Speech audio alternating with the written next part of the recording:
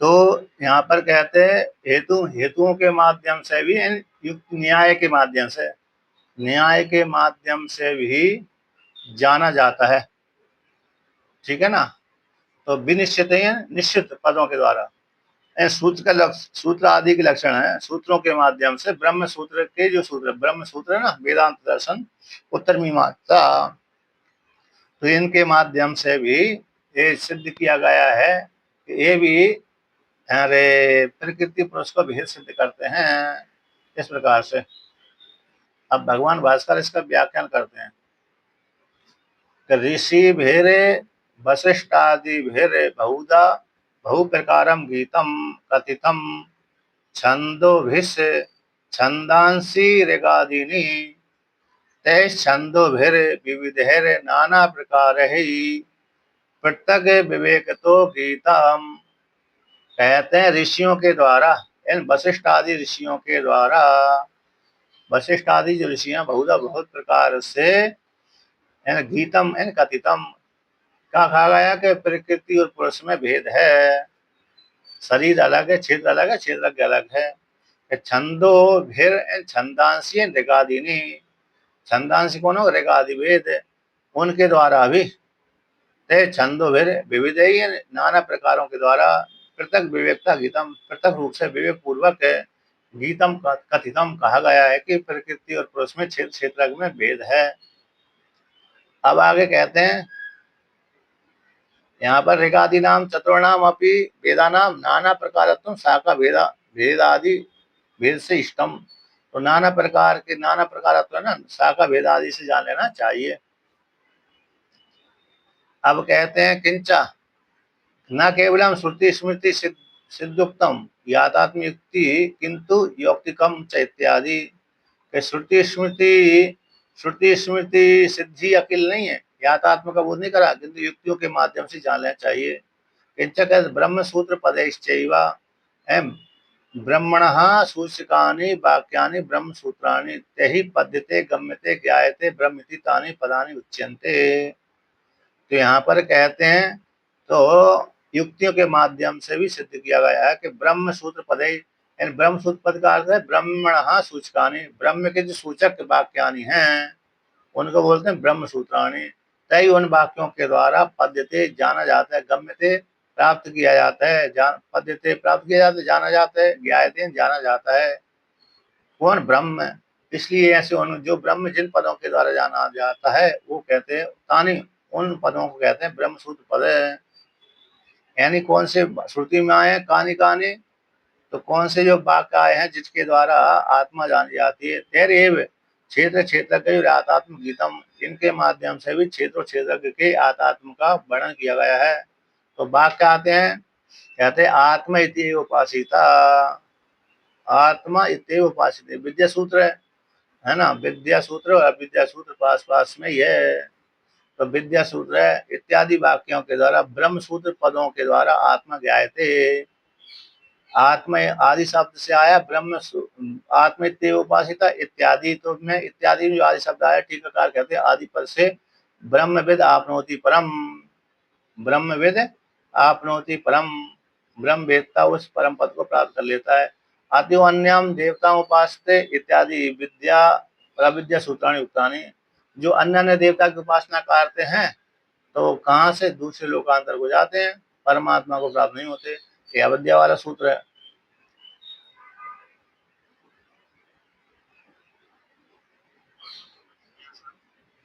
आत्मा इति क्षेत्रज्ञ उपादानम तच्च क्षेत्रोपलक्षणम, आत्मा जो आत्मेत्य उपासिता है, इसमें अरे क्षेत्र का ग्रहण किया गया है, उसी प्रकार क्षेत्र का भी लक्षण जानना चाहिए। अब आगे कहते हैं इत्यादि वाक्यों के द्वारा ब्रह्म सूत्र पदों के द्वारा आत्मा गाया जाते, आत्मा जानी जाती है। अब पुनः कहते हैं कि हेतु मत भिर युक्ति युक्त है विनिश्चित न संशय रूपेर निश्चित प्रत्यय उत्पाद कहर इत्यर्था। हेतु मत वाले, तो कारण वाले, हेतु इन कारण, मद हो गया कार्य वाला, तो हेतु वाले, हेतु मत वाले वाक्यों के द्वारा, इन युक्ति युक्तियों के द्वारा, युक्ति युक्तियों के द्वारा यहाँ पर कहते हैं अतः तो ब्रह्म जिज्ञासा इत्यादि सूत्राणि गृहतानि, है ना। युक्तियों के हेतु मत वालों के वाक से क्या लेना चाहिए, अतः तो ब्रह्म जिज्ञासा, इनको ग्रहण कर लेना चाहिए। यदि इसको नहीं ग्रहण करेंगे तो फिर तो पहले से छंदों फिर वो बोध करा दिया गया छंदों के द्वारा, तो वेद के द्वारा आत्मा का बोध कराया गया, तो पुनरुक्ति दोष आ जाएगी। इस हेतु से इस वाक्य के द्वारा किस ले लेना चाहिए, जो न्याय, तो न्याय के माध्यम से भी सिद्ध किया गया हेतु मत, फिर इन न्याय वाक्यों के द्वारा भी निश्चय किया गया है कि क्षेत्र और क्षेत्रज्ञ में भेद है। इसलिए विशिष्ट करते हैं, विशिष्ट करते हैं, हेतु मत भेद का अर्थ युक्ति युक्तों के द्वारा विनिश्चित ही निश्चित किया गया है कि क्षेत्र और क्षेत्रज्ञ में भेद है, न संशय रूपों के द्वारा, संशय वाले वाक्यों के द्वारा नहीं, जिस कहते हैं निश्चित प्रत्यय उत्पादक वाक्यों के द्वारा भी सिद्ध किया गया है कि क्षेत्र और क्षेत्रज्ञ में भेद होता है। तो इसमें सूत्र का लक्षण आता है, अल्पाक्षरम असंदिग्धम सारवद विस्तृतोमुखम अस्तोभम अनवद्यम च सूत्रम सूत्र विदो विदु। है ना, अल्पाक्षर वाला है, सार वाला है और असंदिग्ध वाला है, वो संपूर्ण जगत में उसकी व्यापकता सिद्ध होती है, और ऐसे क्षोभ से रहित है, दोषों से रहित है, सारे दोषों से रहित है और व्यर्थ के शब्दों से रहते, ऐसे सूत्र को सूत्रवेत्ता सूत्र कहते हैं। तो ऐसी युक्तियों के माध्यम से क्या होता है कि युक्तियों के माध्यम से जाना गया है कि आत्मा और क्षेत्र भिन्न भिन्न हैं, इस प्रकार से। अब आगे कहते हैं, स्तुत्या अभिमुखी भूताय अर्जुन के क्षेत्र क्षेत्र आदि के आध्यात्म में स्तुति के द्वारा जो लोभ लग गया है जिस अर्जुन के लिए, किम तदिति, कि वह लोभ से क्या हो जाता है कि जिज्ञासा उत्पन्न हो जाती है। ऐसे जिज्ञासु के लिए यथा उद्देश्य को लेकर क्षेत्र को यहाँ पर निर्देश किया गया है कि क्षेत्र को जो इस प्रकार से क्षेत्रज्ञ को विभिन्न प्रकार से श्रुति स्मृति पुराण आदि में न्याय आदि के माध्यम से प्रत्यक्ष प्रत्यक्ष सिद्ध किया गया है। तो उस क्षेत्रज्ञ के यथात्म भाव को, यथात्म स्वरूप को मेरे से तुम संजीव से सुनो, ऐसा भगवान ने कहा था। तो जो सुनने की इच्छा करने वाले अर्जुन के लिए यहाँ पर कहते हैं, जो स्तुति की गई जिसकी, उसको अभिमुख होने वाले अर्जुन के लिए भगवान कहते हैं, क्या कहते हैं कि महाभूतान्यहंकारो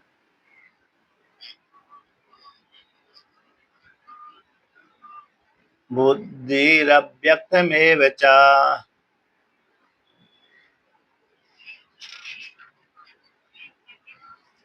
इंद्रियाणि दशैकं च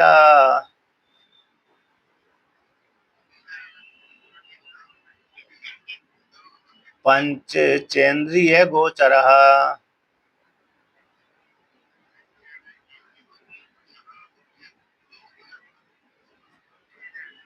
कहते हैं महाभूतानि यानी 5 तन मात्राएं, महाभूतानि शब्द से 5 तन मात्राएं आ जाएंगी। अहंकारो, अहंकार आ जाएगा, बुद्धि आ जाएगी और अव्यक्त जाएंगे।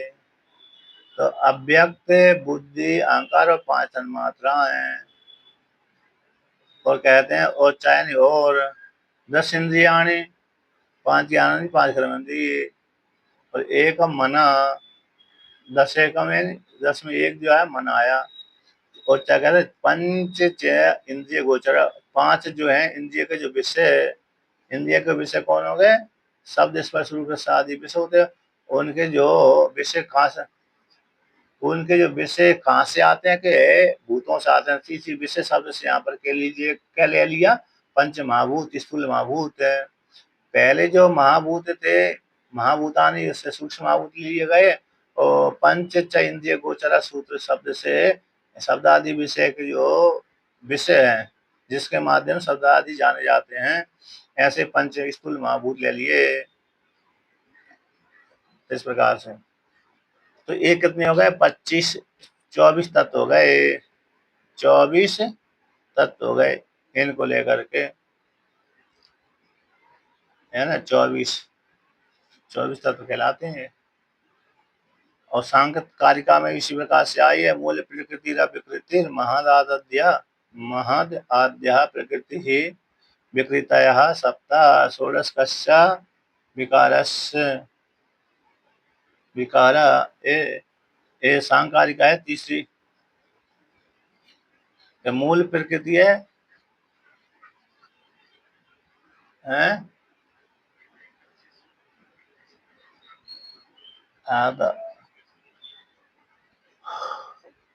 मतलब आप पुरुष को नहीं गिना ना यहाँ पर, अभी 24 तत्वों को गिना था यहाँ पे, तो 25 पुरुष हो जाता है।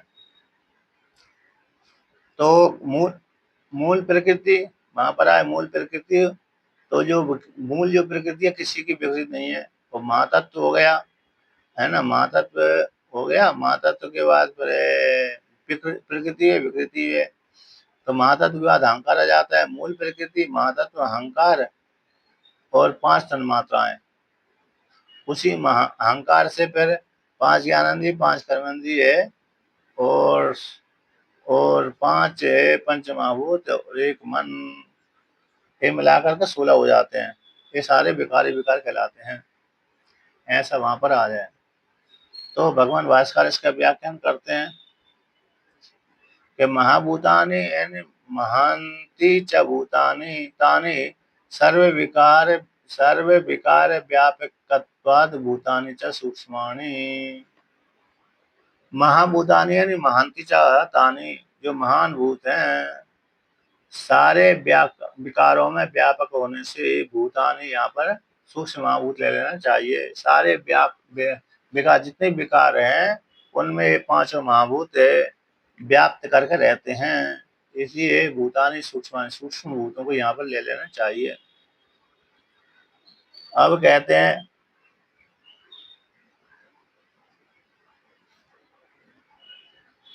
यहाँ पर, कहते हैं भूत शब्द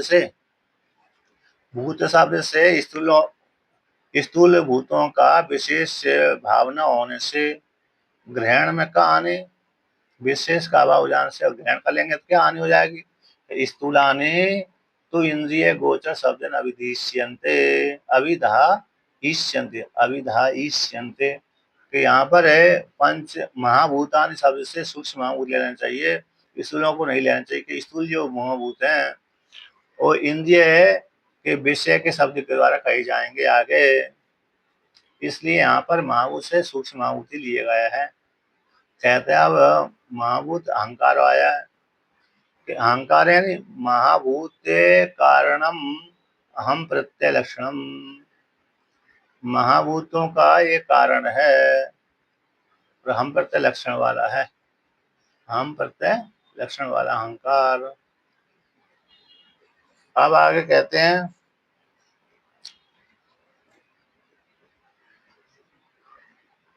भूतानां प्रातिथितिकत्वेन अभिमान मात्रत्वं मत्वा अहंकार विशिनष्टि। ये भूत देख रहे हैं उनका प्रातिथिकत्व होने से, पारमार्थिक सत्य न होने से, अभिमान मात्रात्मकत्वम, अभिमान स्वरूप वाले होने से, यानी मत जानकर अहंकार को यहाँ पर विशिष्ट नष्ट करते हैं, विशि नष्टि करते हैं। महाभूतानि, जो महाभूत हैं, कहाँ पर आया,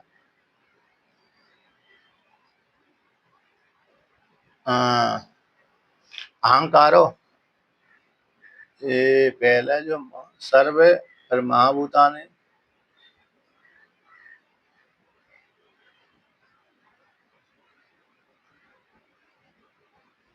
तो देखिए, तो कहते हैं अहंकारो महाभूत कारणम अहम प्रत्यय लक्षणम,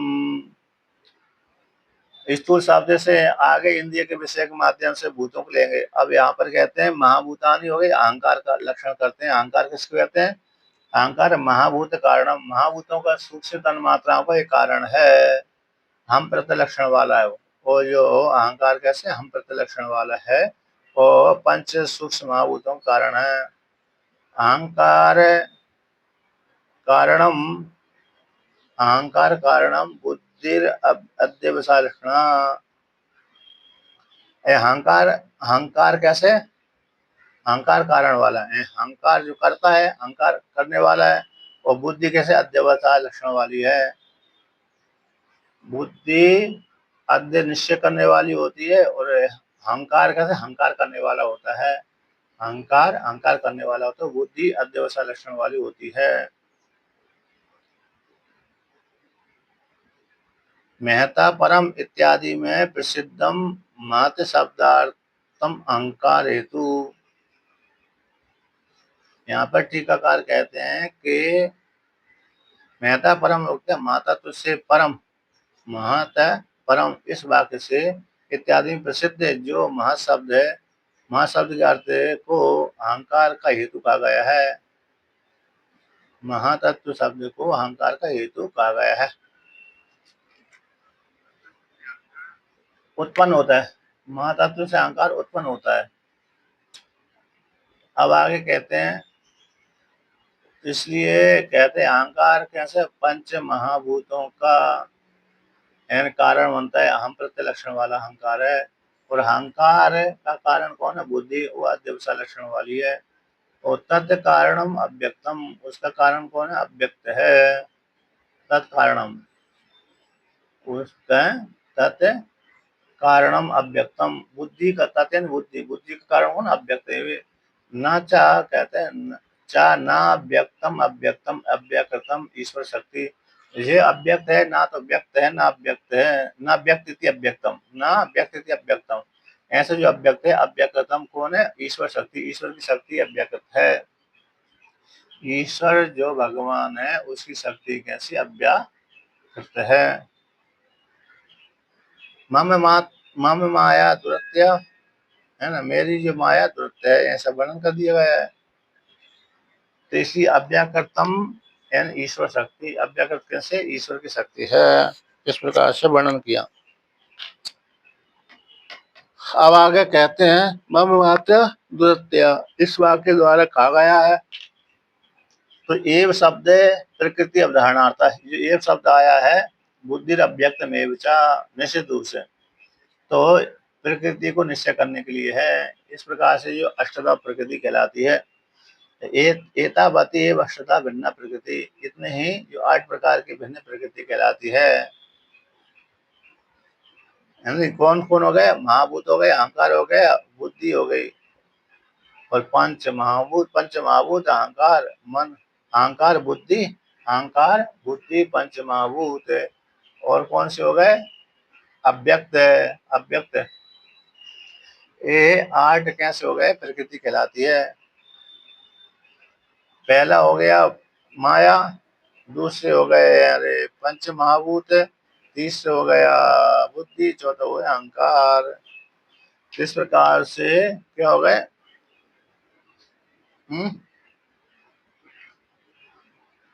अव्यक्त, अरे जो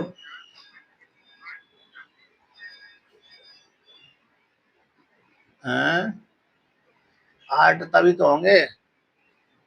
पंच महाभूत हो गए, मन थोड़ी लेंगे यहाँ पर, मन नहीं है ना, मन नहीं है, मन नहीं है। देखो इतने आएंगे, पंच सूक्ष्म महाभूत और महातत्व और अहंकार और अव्यक्त, ये 8 हो गए ना। तो इसी को लेकर कहते हैं एतावती, इतने ही अष्टदायन 8 प्रकार की भिन्न प्रकृति। तो जो भिन्न प्रकृति है कौन सी? अपरा वाली है। एतावत एव अष्टधा भिन्न प्रकृति। च शब्द भेद समुच्चयार्थ, जो च शब्द आया भेद समुच्चय करने के लिए है। और जो अव्यक्त कौन से? ईश्वर की शक्ति है वो। अब आगे कहते हैं 10 इंद्रियाणि 10 सूत्रादीनि पंच बुद्धि उत्पादकत्वात् बुद्धि इंद्रियाणि वाक्यानि पाणि आदीनि पंच कर्म निवर्तकत्वात् कर्म इंद्रियाणि तानि दस्यति।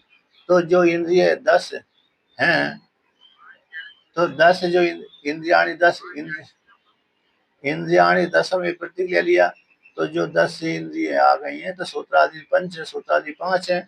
तो सूत्रादि 5 क्यों? सूत्रादि 5 किस नाम से जानी जाती है? तो बुद्धि के उत्पादक होने से पंच इंद्रिय सूत्रादि 5 है, बुद्धि के उत्पादक होने से, है ना, बुद्धि का उत्पादक होने से बुद्धि इंद्रिय कह दिए गए उनको। जो 5 ज्ञान इंद्रिय है बुद्धि को उत्पादन करने वाली होने से उन 5 इंद्रियों को बुद्धि इंद्रिय कह दिया जाता है। और वाक्य पाणी आदि जो ये 5 हैं, इनसे कर्म निवर्तक होता, कर्म की उत्पत्ति होती है। इस हेतु से इनको, इन इंद्रियों को तानी दस्य कहा गया है। यानी कर्म को उत्पादन होने से कर्म इंद्रिय, ज्ञान को उत्पादन करने से ज्ञान इंद्रिय, 10 हो गए। अब 10 को ये 10 और एक मन 11 हो गया, और 11 हो गए तो 11 होने के पश्चात 10 इंद्रिय, ज्ञान कर्म इंद्रिय, एक मन 11, और 11 के बाद पंच महाभूत 11 और 5 16, है ना, 11 और 5 16, और 5 तन मात्राएं, 5 तन मात्राएं कितनी हो गई, 16 और 11 21 21 हो गए ना। अब 21 के बाद बुद्धि और अहंकार और प्रकृति 24 हो गए, और एक पुरुष 25 हो गया। तो यहाँ पर कहते हैं इस प्रकार से ये 10 हो गए। कौन हो गए, इंद्रिय 10, 5 ज्ञान इंद्रिय, 5 कर्म इंद्रिय, और फिर अन्य जो हो गए महातत्व अहंकार, अव्यक्त महातत्व अहंकार, 5 तन मात्राएं, पंच महाभूत, इस प्रकार से एक मन। तो क्या हो गए, बुद्धि सूत्रादि जो 5 है, बुद्धि उत्पादन होने से बुद्धि इंद्रियां कहलाती है। बाकी जो पानी आदि इंद्रिय कर्म करने वर्तक होने से कर्म इंद्रिय कहलाती है। इसी इंद्रियाणी तानी दशे हुए, इसी जो इंद्रिय 10 होती हैं। एकम एकम च किम तन मनः एकादश संकल्प आध्यात्मिकम, कहते एकम च किम तन मना, एक कौन है, वो मन है। एकम कौन है, मन है। एकम च, जो श्रुति गीता में आया है, इंद्रियाणी 10 है। एकम च कौन है, वो तो तन मना।